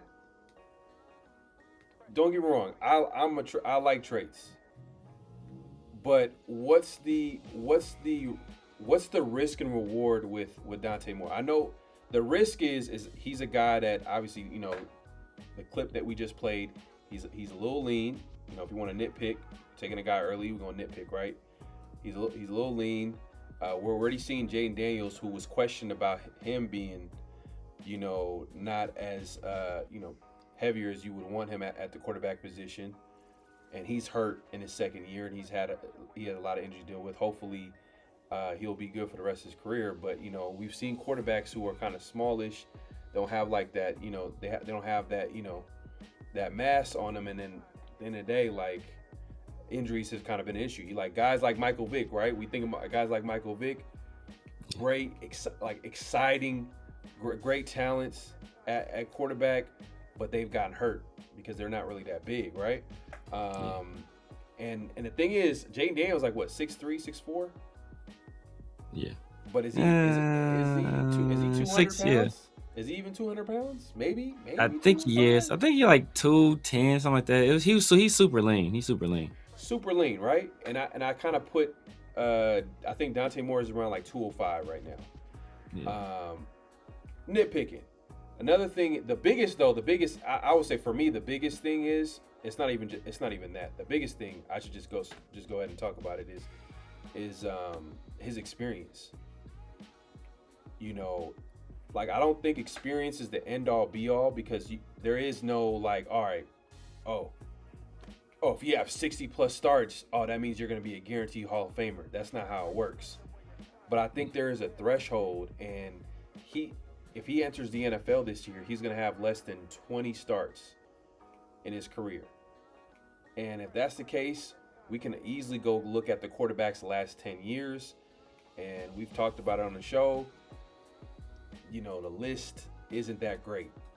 You know what I mean? You got the Mitchell Trubisky's, you got the Anthony Richardsons, Mac Jones, who, you know what I mean? It doesn't look too bad right now, I guess, coming in relief for, this year in San Francisco. But look how long it took for him to look at his journey at quarterback. I would say probably the best quarterback with less than 20 starts might have been Kyle Murray. Yeah. Might have been Kyle Murray, but even him, like, he's kind of been, shaky as far as the Cardinals are ready to move on from Kyle Murray. Yeah. But anyways, my point is that like you got all this, right? You got all this, plus the NFL has a developmental problem. They don't want to develop quarterbacks. They're not patient enough to develop quarterbacks. So you already know when you draft a 20-year-old quarterback who doesn't have the experience, it's gonna be some growing pains, especially coming from Oregon. There's gonna be a transition to the NFL, the offense too as well. So it's gonna be a little bit. So are the Raiders, now if you're a Raider fan, and if you got to be honest, are the Raiders gonna be patient enough at quarterback to let him develop? And then all right, so I'm thinking about the risk. Okay, that's the risk. So what's the reward? Dante Moore, what's his ceiling? We've said it multiple times. We compared him to who? CJ Stroud. That's the comparison. That's the common comparison that a lot of people, you said, I heard you mention it. His game is more C.J. Stroud. It's just like, what. And then I'm looking at C.J. I've said 3 people. So that's not just one person. I've said 3 people. Okay, C.J. Stroud and who else? I've said C.J. Stroud, Dak Prescott, and Joe Burrow. Those are 3 people. Joe Burrow, man, that's. I don't know about Joe Burrow, but if he's Joe Burrow, then. Look, when C.J. Stroud was coming out, who they compared him to? Joe Burrow.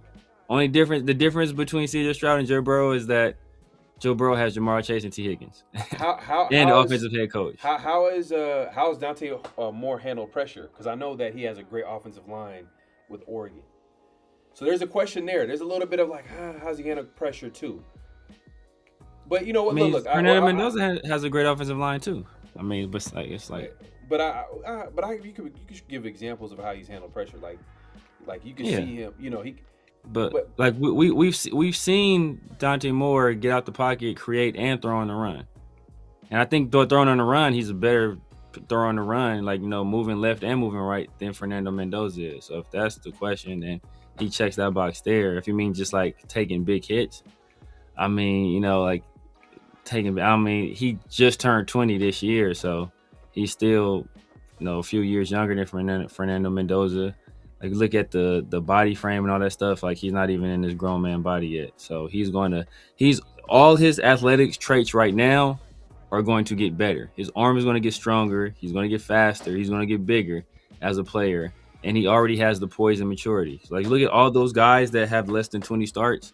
They all have flaws. Like, he's already more talented, just talent-wise, than Mac Jones. He's already more mature, more poised than Kyler Murray ever dreamed. Kyler Murray has all the talent in the world, but he's missing that other piece. So, like the pitfalls that befell these other players, he doesn't necessarily have those. Like, what you worry about him is getting him in the right situation to actually develop and giving him that time to become a man and kind of grow into that body. But I think he can still come in year one and still be a good player. But I just think his ceiling from there just goes up exponentially. Yeah. No, that's true. That's true. I mean, how old is Mendoza? Like 22? 22? Yeah, I want to say 22. 20. So he's not old either. So I don't want to take it. He can still grow as well. Yeah. He's more of a finished product. Yeah, like he's more like ready to play. You can see him contribute year one. Like you can see him. Yeah. You can see him be productive year one. How productive? I don't know. It depends on the situation. But, there's an echo. Ah, damn. A little bit. There's an echo. All right. Let's see. Maybe on your end. I don't hear it, but let me know. Is there an echo? Ah, damn. My bad. Let me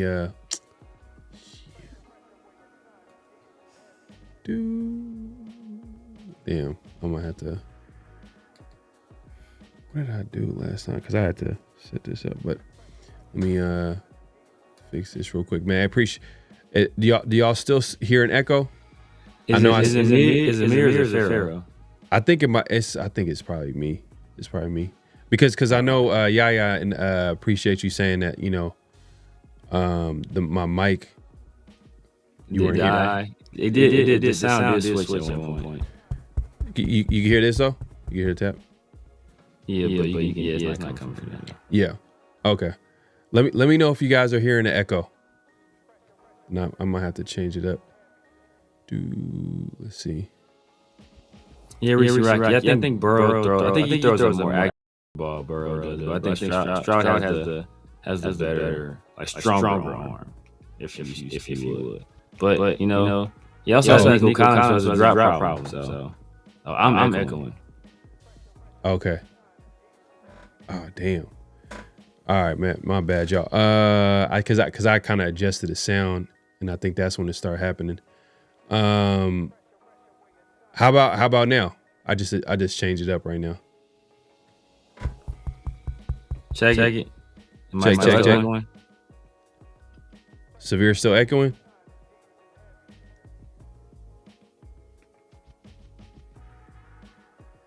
Just let us know. Let us know. Still echoing. No, but what I was saying is that like my point with Dante Moore, because you make a point that he's 20 years old, so there's a lot of like room for growth. His arm could get stronger. He could get heavier. Obviously you get an NFL weight program. He's obviously that there's a little bit of that too, but I'm also looking at it from perspective like a team has gonna have to be patient with him. You know what I mean? And like we look at Bryce Young after 1 year. They're ready to pull the plug on him. Look at Anthony Richardson, drafted 4th overall. They're like basically like I could see him get traded this offseason. It's a really good chance he gets traded this offseason. Look, like there's a lot of examples of quarterbacks where they weren't patient enough. And Bryce Young, he literally number 1 pick in the draft. A year later. And they literally fired a head coach his first year. So his whole first year was literally a wash. Like, but I'm just saying, like I'm looking at it from that perspective. Like, all right, if you're gonna bring in a quarterback, you're gonna draft a quarterback. What is the plan for him? You know what I mean? And I know Tom Brady is in the building, so I'm hoping like he understands. Like, all right, QB needs time. He said it in the past, so I'm sure he understands that. It's very important, which is good. But also I'm looking at it like, okay, what's the risk and what's the reward? And if you're telling me that the ceiling, like let's say if we had to like get to a happy medium and it's CJ Stroud, I'm like, I don't know.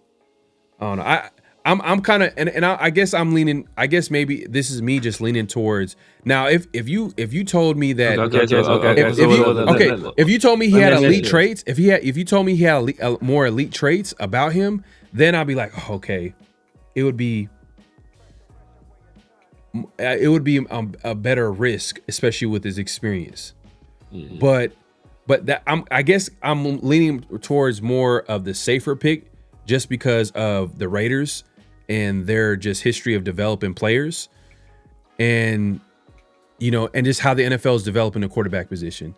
So I feel like Mendoza, who's already checked a lot of boxes, seems like the guy at if he's there at number 1 or whatever if he's there at wherever the Raiders pick. So let me ask you this.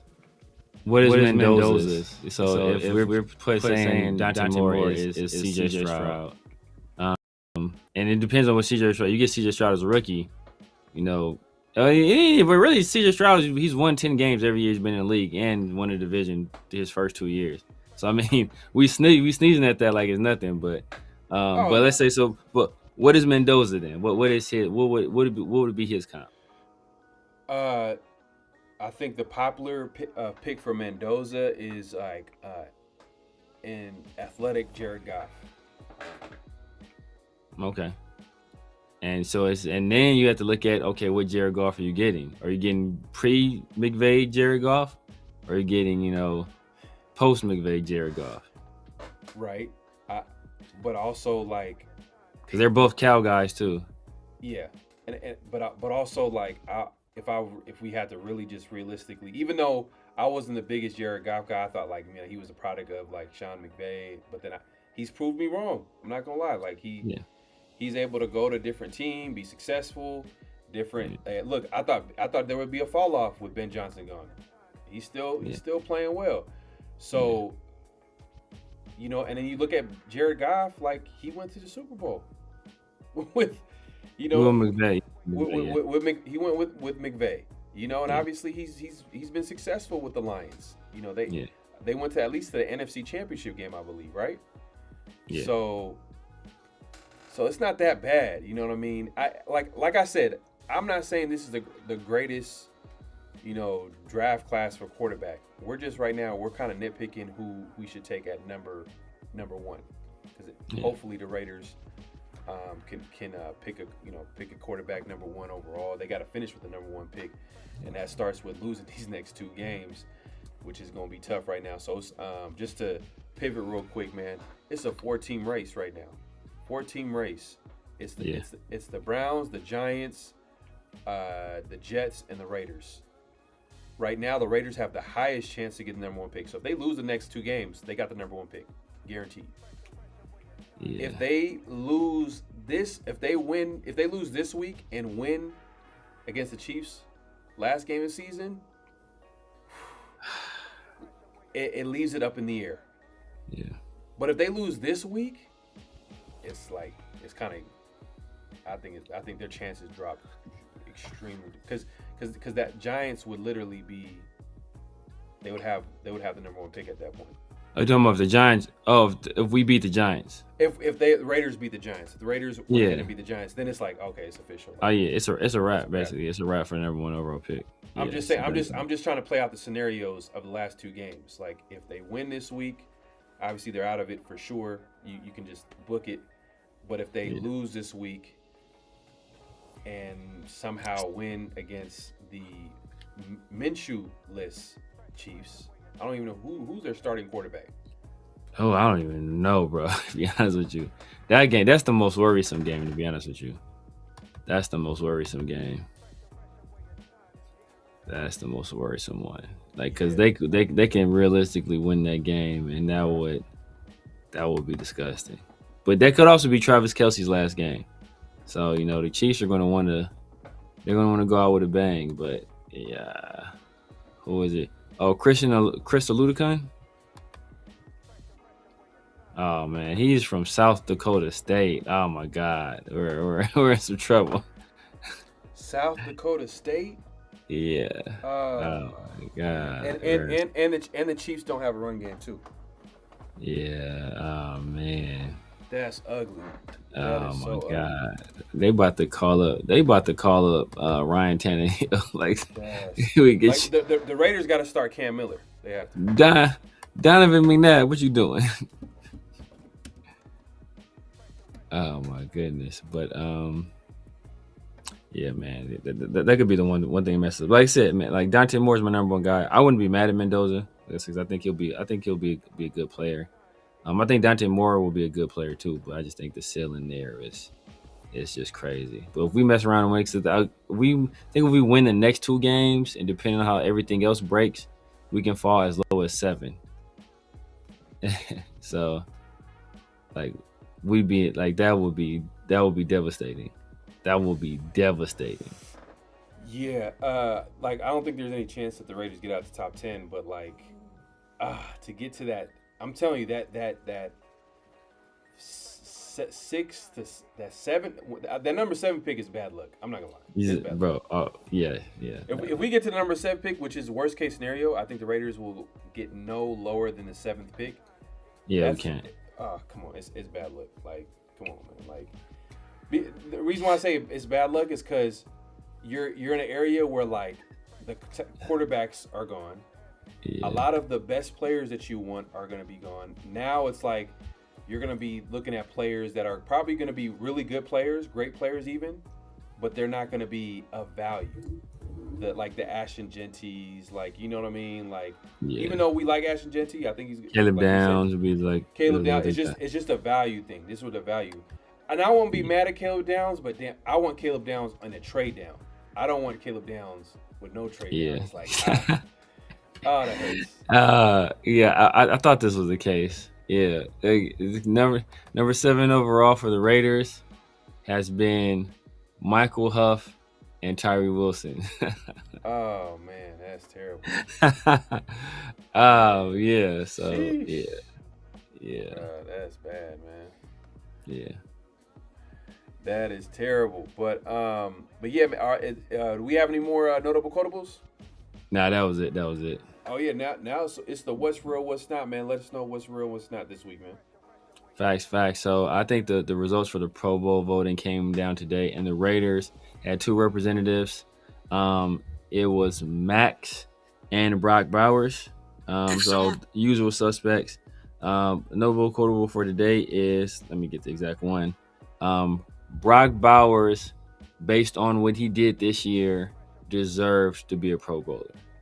Brock Bowers, based on what he did this year, deserves to be a Pro Bowler. Let me look at his numbers. Let me look at it before I speak on this. I want to see his numbers right now because I know he missed some games, so I already know it's gonna be a little. There's gonna be a little effect to it, but let me see. Bowers. Apparently, you can't just type in Bowers and his name's not gonna pop up. Okay, for sure. All right. So Brock Bowers this year. Let's see. He has 64 catches, 680 yards, 7 touchdowns, career high in his second year. He had 5 touchdowns last year. He had 7 touchdowns and counting. So he might end up getting to possibly 10 chance. Possibly. Which is a good number. Which is a good number for him. Like 10 touchdowns. You get to that 10 touchdown range. I think that's a good number for any like. If you get to 8 plus, if you get to 8, I'm not gonna lie. That's just it's solid. Solid. Now let me look at the top tight ends. Who did he beat out? Because I know there's some other guys. There's the Tyler Warrens who's a rookie. Yeah. I know he's been talked about being super productive this year. You got let's see. Dalton Kincaid, I think he's been hurt though a little bit. So give me a tight end so I can compare them. I think the 2 guys you would have to look at would be Tyler Warren and be Harold Fanning Jr. So both are rookies. Both are rookies, yeah. Yeah, man. I mean, Brock made it as rookie. I mean, we can go. Yeah, but you're just basing on production. Yeah. All right.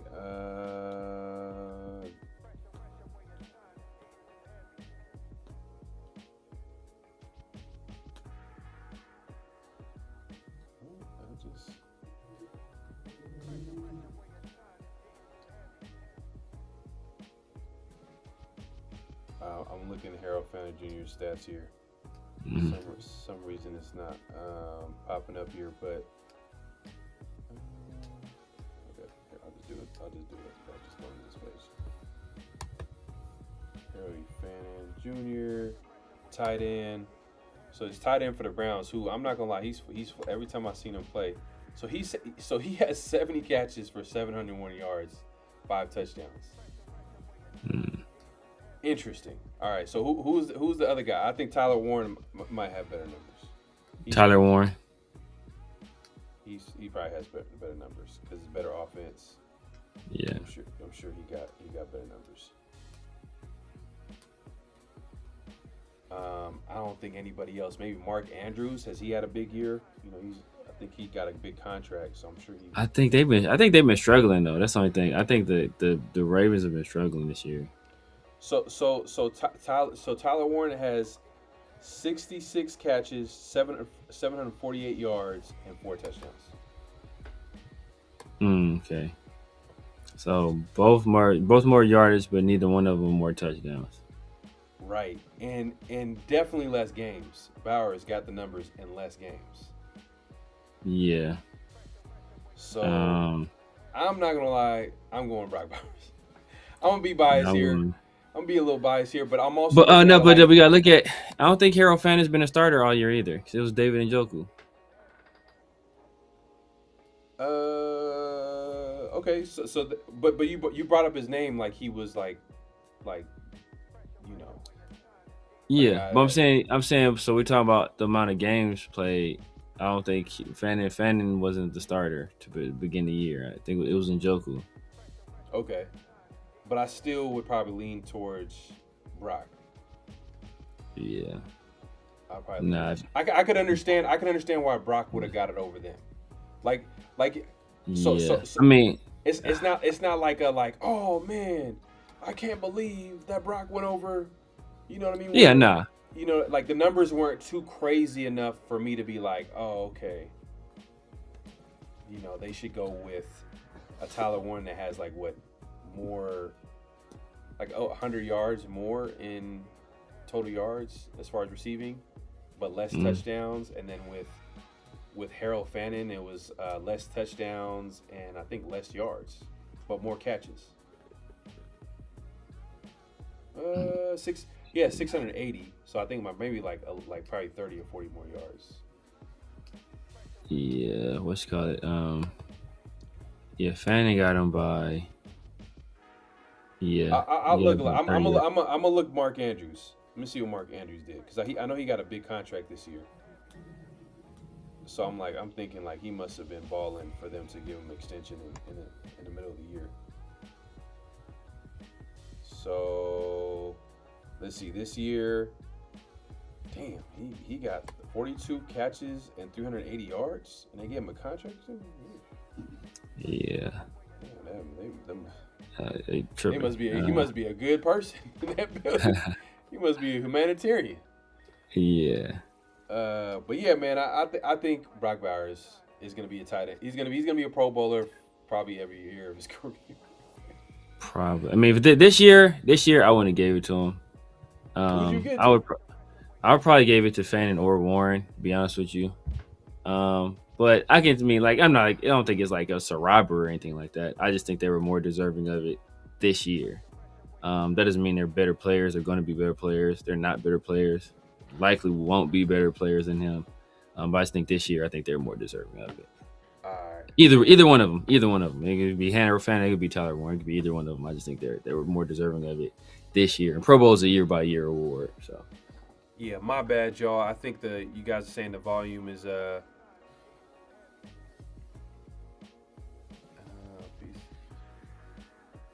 yeah, man, my bad, bro. My bad.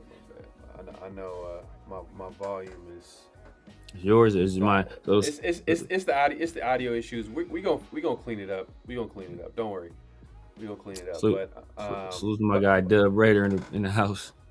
Salute, man. Appreciate everybody pulling up. Salute to my guy Dub Raider. If you guys haven't already, make sure to head over to his YouTube channel and subscribe to Dub Raider on YouTube and follow him all over platforms. Appreciate you coming through. And if you guys haven't already, make sure to click in, hit that like button, hit that subscribe button, hit that notification bell. I'm gonna say it's real. So I guess I'm gonna say it's real. It's real. Yeah. I think Brock Bowers deserved to get the Pro Bowl. He's just the best tight end, and I don't think the competition like really showed him up enough for it to say, oh well, it should have been this guy or that guy or whatever the case may be. Like I think Brock was like an easy decision for because the voting is a combination of fans and the players. Yeah, exactly. That's like he has name recognition, so that's part of the reason why he got it. I'm sure he wanted, but I'm sure the players voted him in too. But I'm sure he overwhelmingly got the fan vote. Yeah. So that's where I'm at with it. And then do we have another? What's that? Now that was it. All right. What did you say Brock was at? What did you say Brock was at in terms of yards? Let me pull that back up. So like 680, right? No, that was because Harold Fannin was like 700 something. No.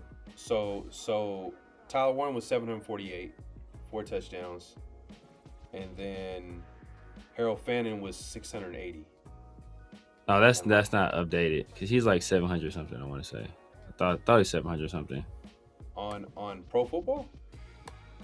Pro Football Reference is pretty accurate. Yeah, I'm looking at it right now. He has 701 yards, so 70 receptions, 701 yards, and 70. Oh, yeah, you're right. So Brock Bowers had 64 catches for 680 yards. So he had 20 yards more than him, and 6 more catches. But Brock has 7 touchdowns. Yeah, I think that's where. Yeah. So like I said, I can't get mad at it giving it to Brock. Yeah. I would have gave it to Fannin or Warren, but yeah, Brock is Brock. He has that. But now I was gonna bring up was I know we always talk about George Kittle and Brock Bowers. How many yards do you think George Kittle went for in his second year? Probably what, 1,000? 1,377 Two. and only 5 touchdowns though. But I will say this, man. I will say this, and this is why I'm like so bullish on Brock Bowers and how great he is as a player. It's because everything around him is just all over the place.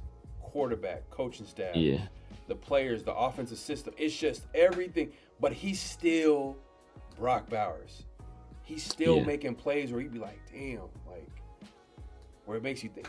And Greg Kittle has been in Kyle Shanahan's offensive system. Great player, but he also has benefited from being in that offensive system for the majority of his career, being one of the best play callers, offenses, like best play caller in the NFL, one of the best play callers in the NFL. Like I think 1 year everybody was calling him the best play caller, but I mean you can go back and forth with him and O'Connell and McVay and you know what I mean. But I mean this year a lot of people are talking about him probably being a coach of the year candidate, especially the way he got the 49ers competing this year with all the injuries they had to deal with. But that being said, I'm just saying like he's been able to play with a franchise and a coaching staff that's been consistent from day one. And Brock Bowers hasn't really had that. Well, I bring that up for two reasons. Well, so first of all, we're just comparing their second year, so it's not like he'd only been in the offense for 1 year prior. So, like that's not like it's not apples to it's not like he's like we're comparing him in year 8 to like Brock in year 2. Just like year 2 to year 2. So he was in the system for 1 year at that point. Secondly, I will say that his quarterbacks that year were Nick Mullins and CJ Beathard. So not like he was like some he was getting passes from some like Pro Bowl like perennial guy.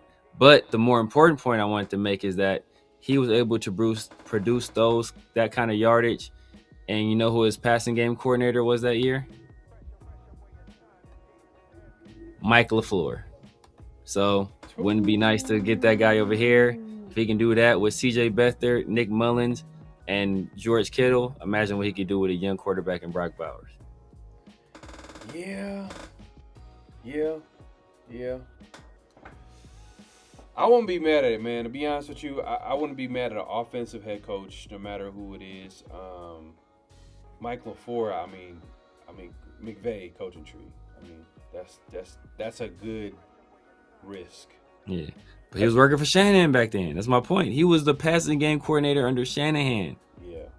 So he was like, he's got that experience, and he got damn near 1,400 yards out of George Kittle year 2 with Nick Mullins and CJ Beathard. So you get him over here and give him a guy like Brock. Yeah. The only thing is that like, are you tired of this zone blocking scheme, or do you want to at least like?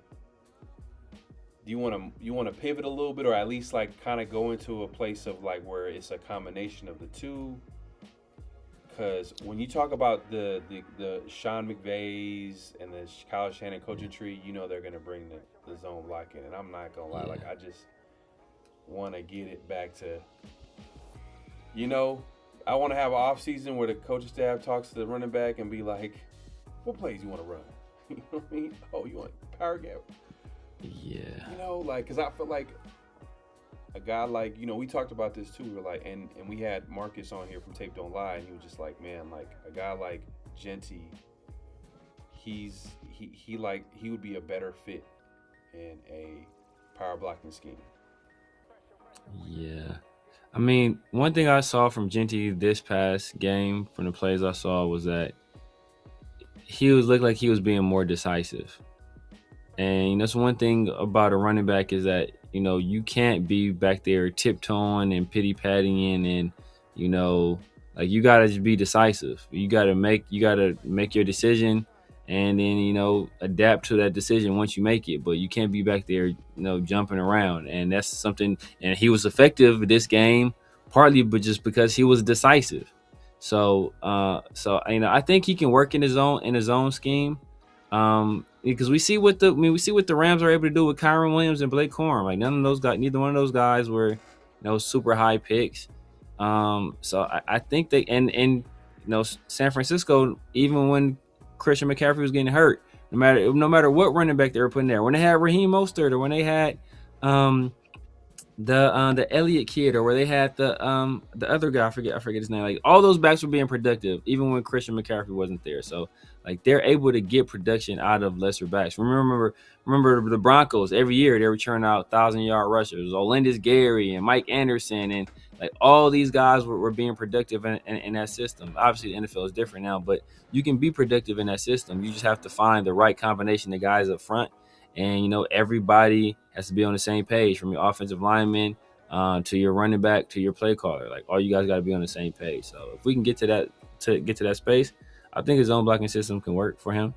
Yeah, man. I hope, man. And I think I know you mentioned that, like, he also was more decisive, but also I would say, like, the offensive line, I think, played better. They weren't perfect. Yeah, they did. Yeah, they did too. Yeah, they weren't perfect, but they definitely played better. So I think if we can improve the offensive line and have them play a little bit more consistent, if they can go, like, we thought it couldn't get any worse from last year. We're like, oh, it can't get any worse. You know, they're not. They can't be any worse. They're not going to get any worse from year before. It's just, but it got worse. Yeah. And so hopefully this offseason they'll, you know, like I said, they'll be aggressive in upgrading the offensive line. If they can get it to above average, that would be the goal, above average, but no less than average. Either way, that would be an improvement from the last couple of years. So, and if we can get to that point, then a guy like Genty, if he's as talented as we think he should be, then he should be able to take advantage of an average offensive line, or a good or above average offensive line. No question. Yeah. So, and if he can't take advantage of that, then we need to start having a different conversation. Facts. But, man, we appreciate everybody coming through. Great show, great conversation. Make sure to clock in. At this point, clock out. Hit that like button, hit that subscribe button, hit that notification bell. Yeah, man, the show will continue, or the conversation will continue later this week around the Shield. Check us out this Thursday. Don't miss it. Hopefully we'll have a guest this week, and we'll be able to continue the conversation. McCaffrey carry that team. You know, I didn't say McCaffrey wasn't a kid. This year I didn't say he wasn't carrying his team, but I was saying they've gotten production out of other running backs when he's been hurt. I mean, historically speaking, they've gotten production out of like a lot of running backs. Like, exactly.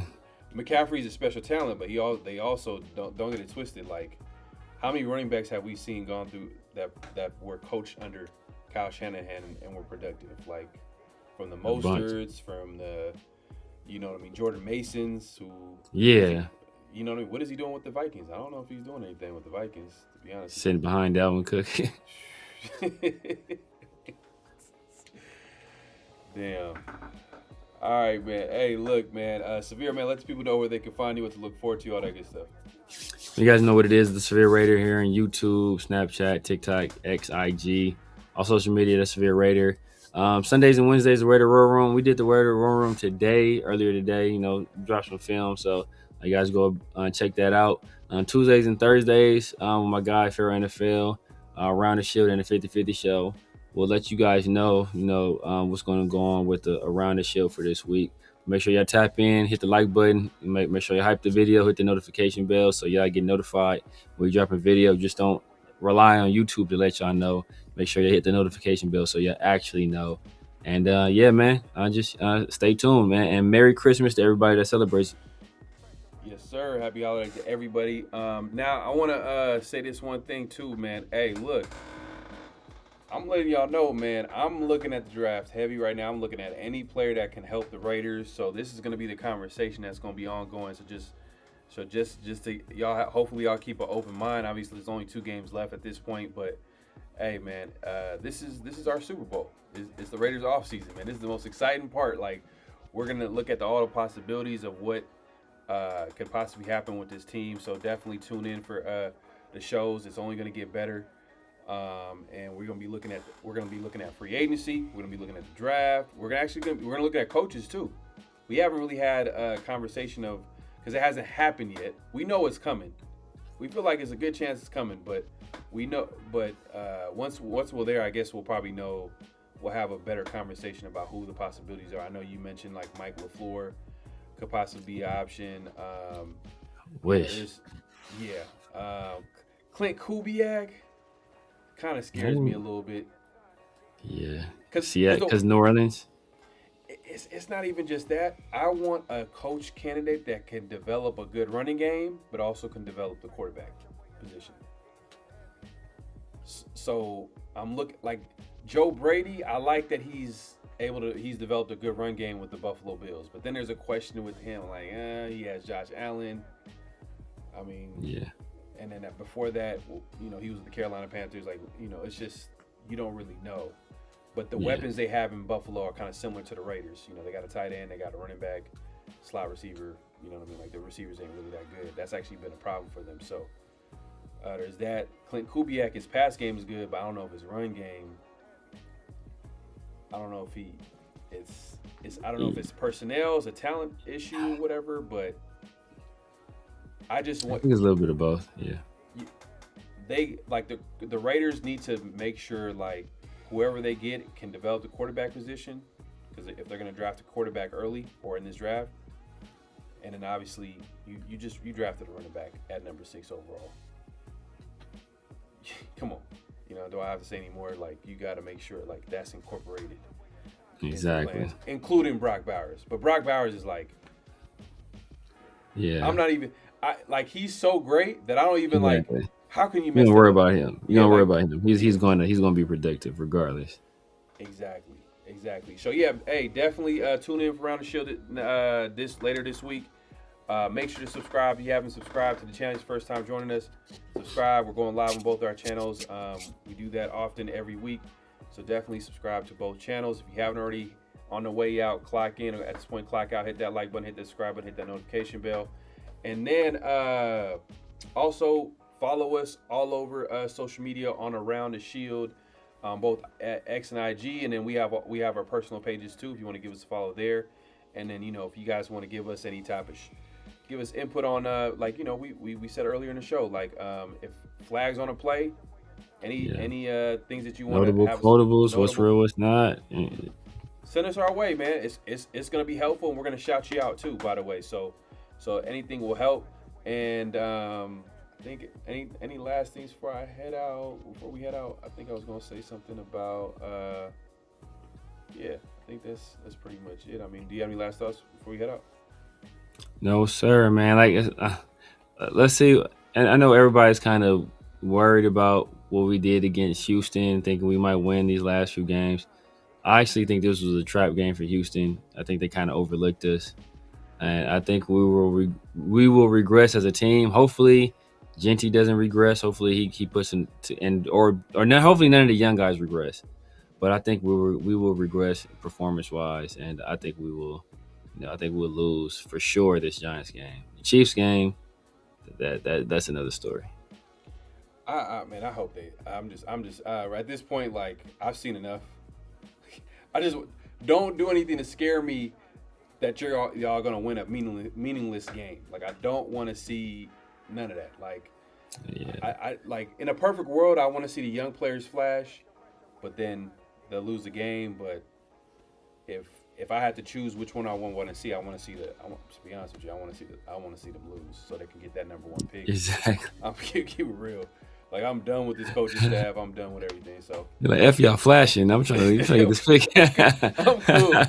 I'm good, man. I've seen enough, man. I'm like, okay, we already see what we need to see. But yeah, man, we'll see y'all on Thursday, man. Around the Shield, man. Appreciate y'all. Peace. Oh damn, I forgot.